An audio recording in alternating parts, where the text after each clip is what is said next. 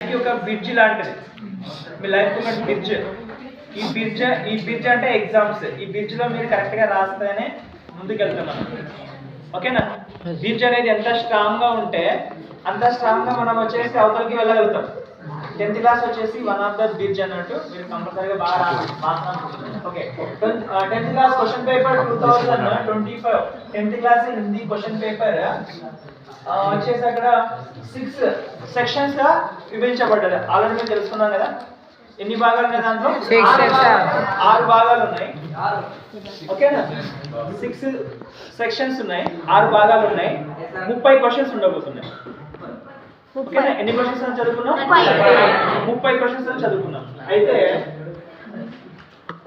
Duration time in the duration of 3 hours time. The duration of 3 hours time 15 minutes allotted to reading. 15 minutes allotted to reading చేయడానికి 15 minutes. Total time వచ్చేసి 3 hours. 3 hours 15 minutes. అయితే question paper చూడండి. Telugu question paper అయినా ఈరోజు చూసాను. Question paper Telugu question paper అయినా Hindi question paper అయినా 8 papers ఉండబోతుంది. అంటే 7 or 8 పేపర్స్ ఉండబోతుంది. ఈ 7-8 పేపర్స్ లో చాలా పెద్దగా ఉంటే లెంత్ ఎక్కువ ఉంటుంది, మనం గుర్తుపట్టలేము. ఏ సెక్షన్ లో ఏమొస్తుందో గుర్తుపట్టలేము. అయితే ఇలాగ మనం డివైడ్ చేసుకుంటాం. 6 పార్ట్స్ ని మళ్ళీ 3 పార్ట్స్ గా నేను విభజించాను. ఇక్కడ చూడండి ఒకసారి. 6 పార్ట్స్ ఉన్నాయి, 6 భాగాలు ఉన్నాయి కదా. మళ్ళీ నేను ఎలా విభజించాను? ఇక్కడ 3 పార్ట్స్ చేశాను. అంటే ఫస్ట్ డే వచ్చేసి మనం ఇంకా తక్కువ టైం ఉంది కాబట్టి ఫస్ట్ డే ఏం చదువుతావు నువ్వు? సెక్షన్ 1 చదవాలి, సెక్షన్ 2 చదవాలి నువ్వు. సెక్షన్ 1 లో ఎన్ని మార్క్స్ ఉన్నాయి? ఇక్కడ 12 మార్క్స్ ఉన్నాయి. సెక్షన్ 2 లో ఎన్ని మార్క్స్ ఉన్నాయి? 20 మార్క్స్ ఉన్నాయి. ఓకేనా? ఇవి చదవండి. ఫస్ట్ సెక్షన్ 1 లో ఏమున్నాయి, సెక్షన్ 2 లో ఏమున్నాయి డివైడ్ చేయండి. 1 డే 2 డేస్ ఇవి చదవండి మీరు. సెకండ్ డే వచ్చేసి సెక్షన్ 3, సెక్షన్ 4. సెక్షన్ 3 లో 10 మార్క్స్ ఉన్నాయి. సెక్షన్ 3 లో ఎన్ని మార్క్స్ ఉన్నాయి? 10 మార్క్స్. సెక్షన్ 4 లో 24 మార్క్స్ ఉన్నాయి. 10 ఒక 24 ఎంత? 34. సెక్షన్ 5 లో 16 మార్క్స్ చదవాలి మనం. సెక్షన్ 6 లో 18 మార్క్స్ చదవాలి. మొత్తం ఎంతమ్మా? 34 వచ్చేసి 32, 34, 34 మొత్తం ఎంత? 100. ఇక్కడ చూడండి ఒకసారి. సెక్షన్ 1 లో మనకి సెక్షన్ 1 లో ఏమేమి క్వశ్చన్స్ ఉన్నాయి అనేది నేను ఒకసారి మళ్ళీ ఇంకో నెక్స్ట్ వీడియో కానివ్వండి, నెక్స్ట్ క్లాస్ కానీ తీసుకుంటాను. మీరు అవి మాత్రం బాగా చదవండి చాలు. టెస్ట్ అంటే ఎగ్జామ్ కి వచ్చేది గెస్ట్ చేసి ఎగ్జామినర్ ఏమి ఇవ్వబోతున్నారని చెప్పేసి గెస్ట్ చేసి అదే ఇస్తే మీరు అదే చదవండి. ఫస్ట్ క్వశ్చన్ ఇక్కడ సెక్షన్ 1 లో ఎన్ని క్వశ్చన్స్? 12 కదమ్మా. ఆ 12 లో ఏమేమి ఉన్నాయో చెప్తారా? ఫస్ట్ క్వశ్చన్ ఏంటి మనకు?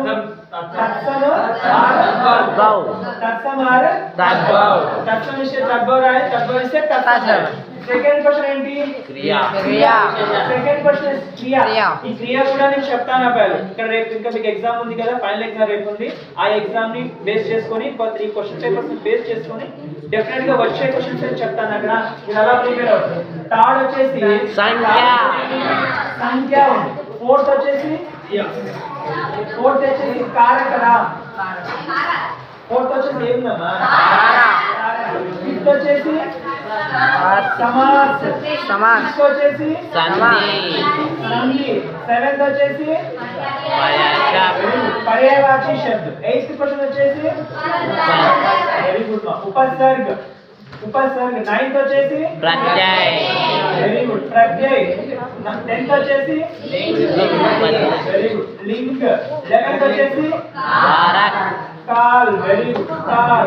12th వచ్చేసి शुद्ध कीजिए. ఇవి నేను మీకు ఎగ్జాంపుల్స్ ఇస్తాను. తత్సమ తద్భవ శబ్దం మీ దగ్గర కనీసం అంటే ఒక 10 ఎగ్జాంపుల్స్ చెప్తాను నేను. ఆ 10 ఎగ్జాంపుల్స్ బాగా చక్కగా చూసుకొని చదివితే చాలు. Maybe you have to expect in that only. అక్కడ నుంచే మనం ఎక్స్పెక్ట్ చేయొచ్చు. చూడండి ఒకసారి ఇక్కడ ఈ ఇయర్ వచ్చేసి చాలా ఇంపార్టెంట్. మార్చ్ మంత్ మీతో అంటుంది మార్చ్ మంత్ అంటుంది మీతో. ఈ 2025 మార్చ్ మంత్ ఏమంటుందంటే I play with you, I challenge with you, I'm going to challenge అంటుంది. అబ్బాయిలు మార్చ్ మంత్ నేను మీతో ఛాలెంజ్ చేస్తున్నా, నేను మీతో ప్లే ఆడుకుంటాను అంటుంది. ఎస్, మన ఆన్సర్ ఏంటి? Okay, let me complete. Okay,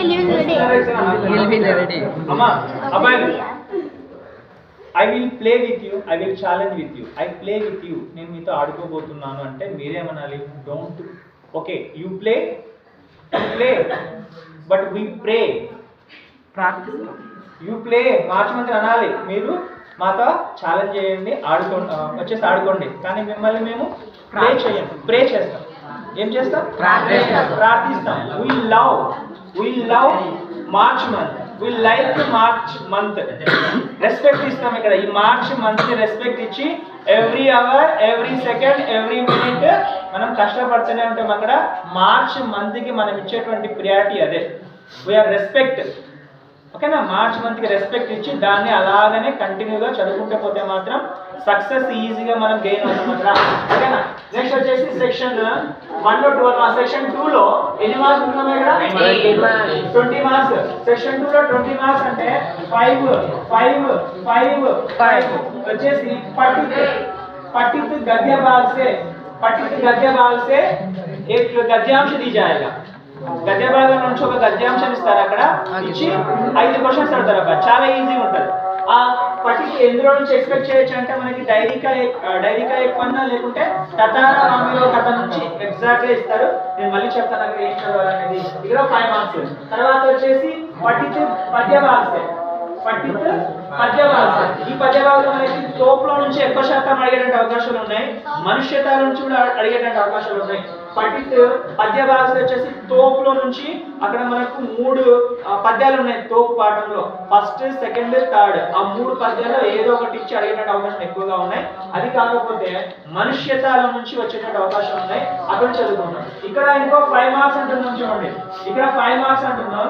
దీంట్లో అప్పటిక్ ఈ అప్పటిక్ లో మనం ఏం చదవాలి అంటే ఓల్డ్ టెక్స్ట్ బుక్ ఉంది కదా, హిందీ టెక్స్ట్ బుక్, అందులో నుంచి హిందీ హమారి రాష్ట్ర భాష రాజభాష అని చెప్పేసి ఒక పేరాగ్రాఫ్ ఇస్తా, అది అడుగుతాడు.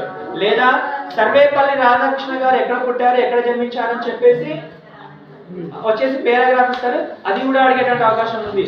లేదా త్యోహార్ గురించి ఇచ్చేటువంటి అవకాశం ఉంది. లేదా భారత్ झंडा के बारे में पूछ सकते हैं, कितने रंग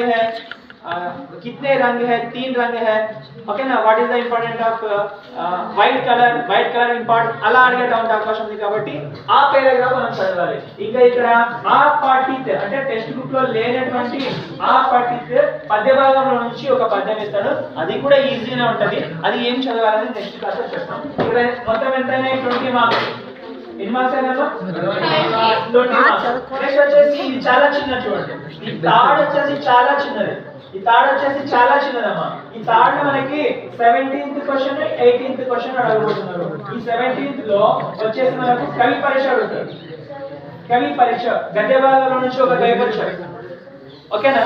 వచ్చేసి మనకి ఓల్డ్ కవి, తర్వాత న్యూ కవి. ఓల్డ్ కవి అంటే మనకి ఇక్కడ ఎక్కువ శాతం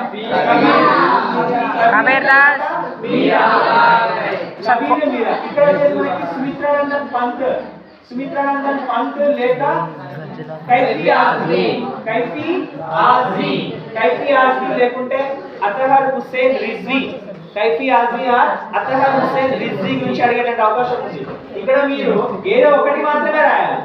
17 లో 2 అడిగితే మీరు ఒకటి మాత్రమే రాయాలి, ఒక కవి పరిచయం గురించి మాత్రమే రాయాలి. ఎన్ని మార్క్స్? 5 మార్క్స్. ఇక్కడ చూడండి 18 చూడండి. ఇక్కడ 18 కూడా గద్య భాగంలో నుంచి ఒక కవి పరిచయం ఇస్తారమ్మా. कवि परिचय पैराग्राफ इच्छी रिक्त स्थानों की पूर्ति करना होगा. अక్కడ fill in the blanks ఇస్తారు. అక్కడ you have to just choose the right one. You fill the blank space అన్నట్టు. You fill the blank space. అక్కడ ఖాళీగా ఏదైతే ఉందో మీరు అక్కడ ఖాళీ నింపాలి. అంటే పేరాగ్రాఫ్ చదవాలి, అక్కడ మీరు ఖాళీ నింపాలి. అర్థమవుతుందా?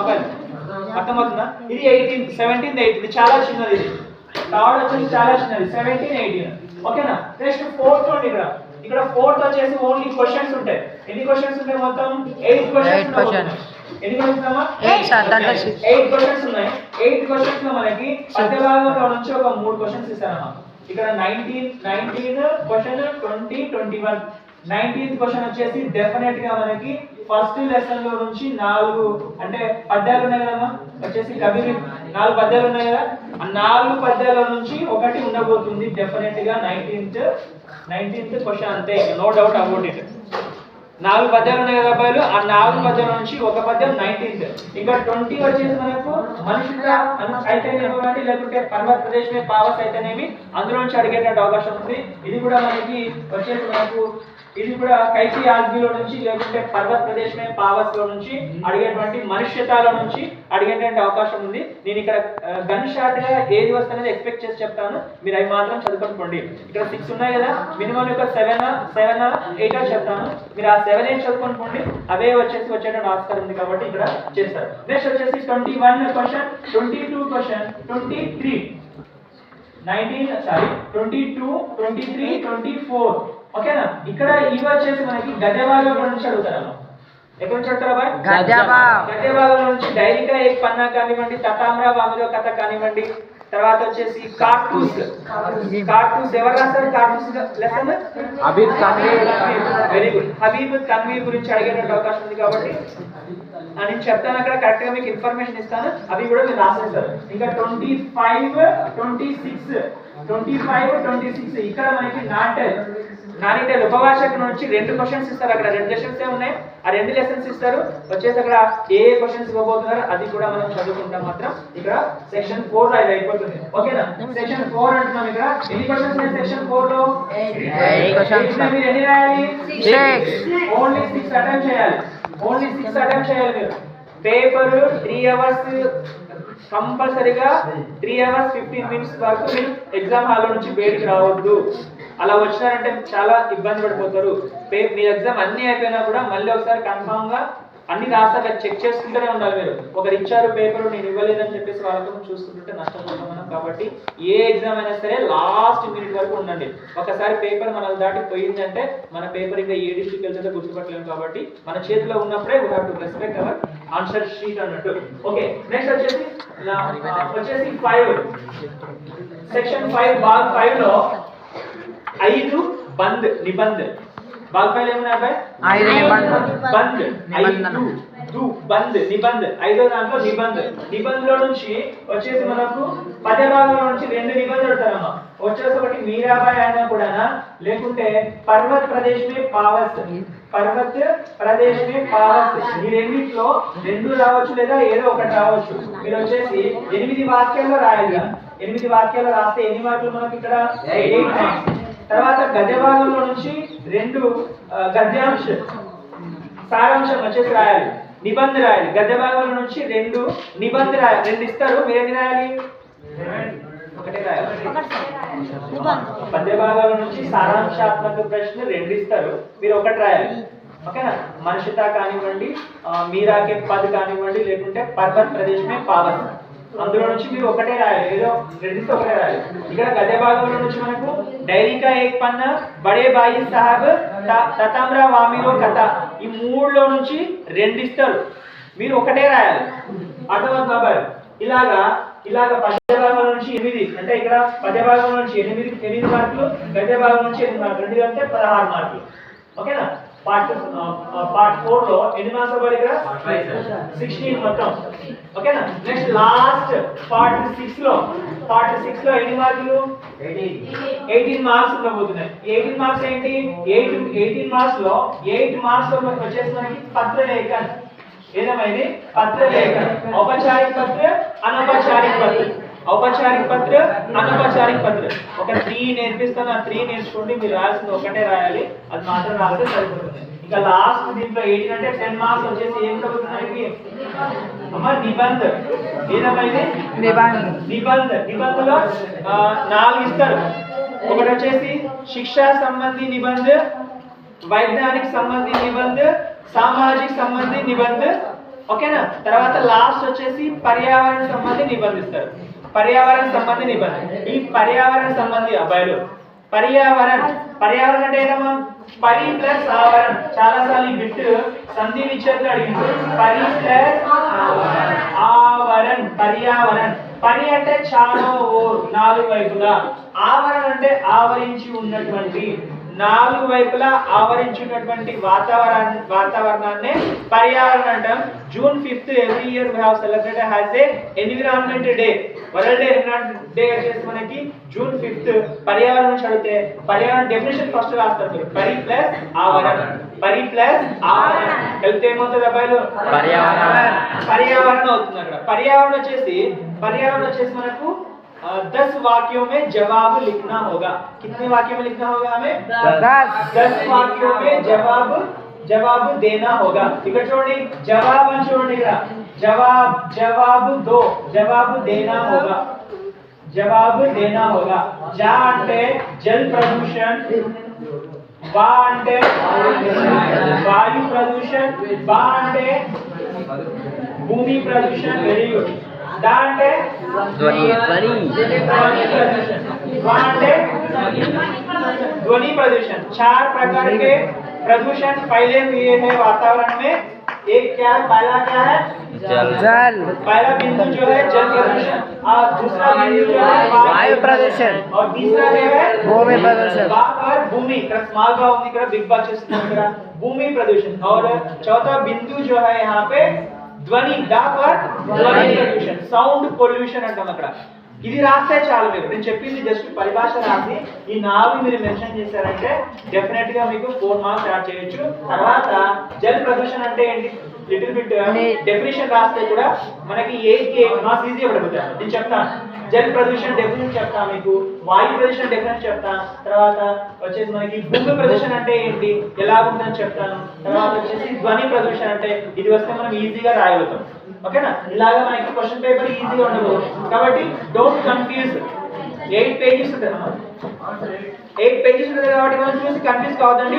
డివైడ్ చేసుకోండి. ఫస్ట్ భాగంలో ఏమొస్తున్నాయి, సెకండ్ పార్ట్ లో ఏమొస్తున్నాయి, సెకండ్ సెక్షన్ లో ఏమొస్తున్నాయి, భాగం 3 లో ఏమున్నాయి, భాగం 4 లో ఏమున్నాయి, మీరు ఎక్కడ వరకు రాశారు, ఇంకా ఏం రాయాలని చెప్పేసి లాస్ట్ వరకు ఇలా రాసుకుంటే మాత్రం ఈజీగా మీరు స్కోర్ చేస్తారు.